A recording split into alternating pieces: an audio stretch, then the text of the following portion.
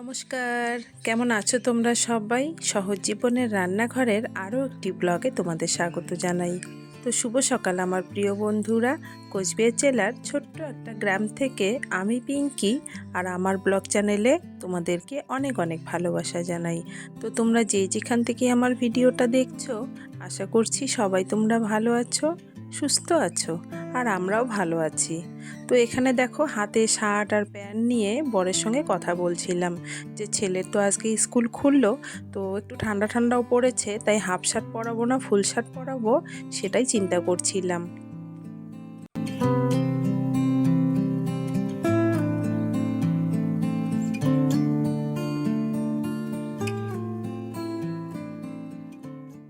ঈশান, ঈশান, ওঠো।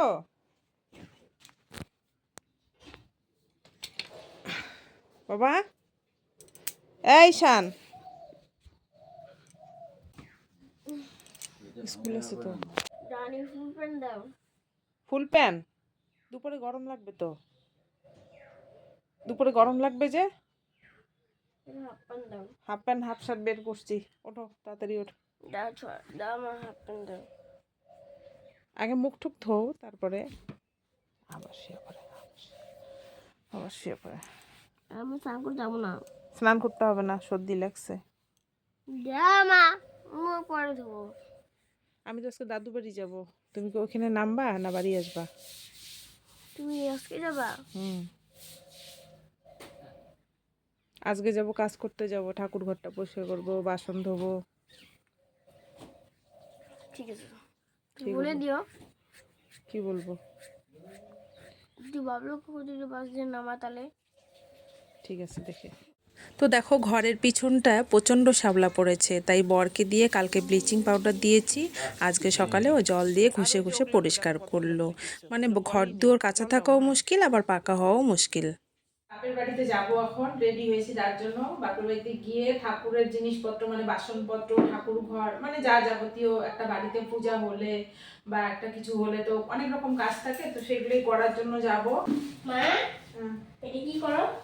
এটা যে দিদুনের জন্য আর জেঠির জন্য নিচ্ছি। ও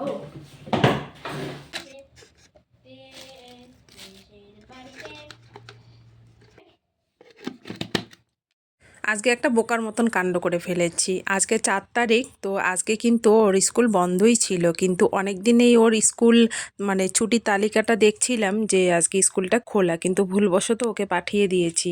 রাস্তায় গিয়ে তারপর ওর বাবা গাড়িওয়ালাকে ফোন করে যে আজকে স্কুল নেই, আগামীকালকেই খুলবে। তো ছেলে আসছে, ছেলেকে নিয়েই এখন যাব বাবার বাড়িতে।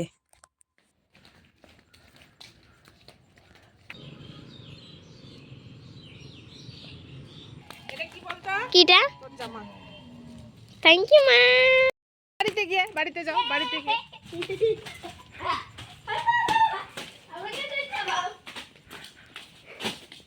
হ্যাঁ, আচ্ছা বসো বসো বসো বসো বসো বসে কাটো ওখানে।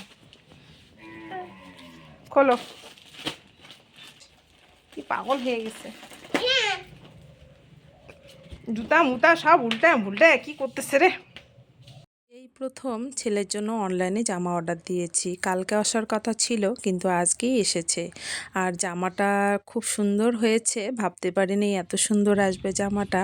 তো একটা মিথ্যা কথা ছেলেকে বলেছি যে দিদি ভাই তোমাকে এই গিফট করেছে ভাইফোঁটা হিসাবে, কিন্তু সত্যিটার বলি নেই যে এটা আমি ওকে দিয়েছি। তো ভীষণ খুশি হয়েছে, তাই ভাবলাম খুশিটা কেন নষ্ট করি, তাই না বলো?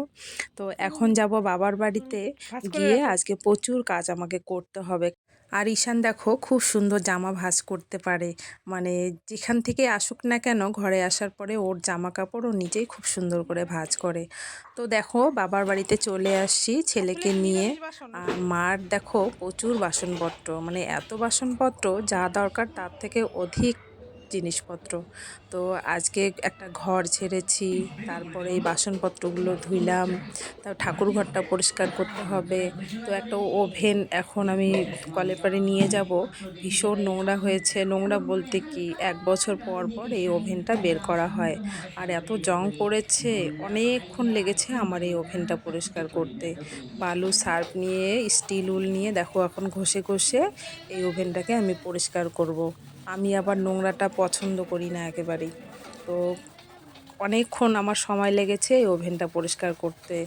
আর আমি যেহেতু খুব কাছেই থাকি তাই এই কাজগুলো এসে করতে পারি বাবার বাড়িতে। দূরে থাকলে তো হয়তো করতে পারতাম না।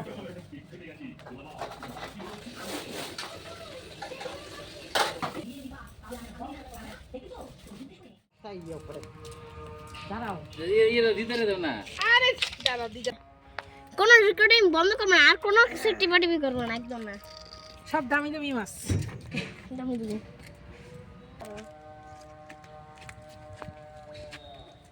শীত সব সব আমি আজকে আসছি, আজকেই চলে যাব। তো পূজার সময় এসে 2-3 দিন থাকবো। খুব কাছাকাছি থাকি কিন্তু সারাটা বছর একটা দিনও বাবার বাড়িতে থাকতে পারি না। হ্যাঁ, আসি ঘুরে চলে যাই কিন্তু পূজার কয়েকটা দিনই থাকি। মা যেরকম পূজার কয়েকটা দিন থাকে সেরকম আমারও এই বাপের বাড়িতে এইভাবেই আসা হয়। তো আজকে তো চলেই যাব, তো আমি আসলে পরে বাড়িতে আবার বর রান্না করে খেতে পারে না।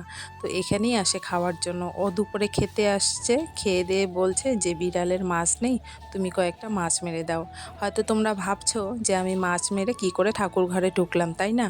তো মাছ আমি মেরেছি ঠিকই কিন্তু হাত দিয়ে ধরিনি, ওই একটা কাপড় দিয়েই ধরেছি। তো দেখো এদিকে বাবা আবার পূজার জিনিসপত্র নিয়ে আসলো কুচবিহার থেকে। তো এখন সব জিনিসপত্র তুলে রেডি হয়ে চলে যাব বাড়িতে। তো তোমরা যদি আমাদের মানে আমার বাবার বাড়ির পূজার কয়েকটা ভিডিও আমি দেই, 2-3টা ভিডিও, তো সেটা যদি তোমরা দেখতে চাও তাহলে কিন্তু অবশ্যই আমার চ্যানেলে তোমাদের আসতে হবে, মানে দেখার জন্য। তো ভিডিওটা কেমন লাগলো বন্ধুরা অবশ্যই কমেন্টের মাধ্যমে জানিও।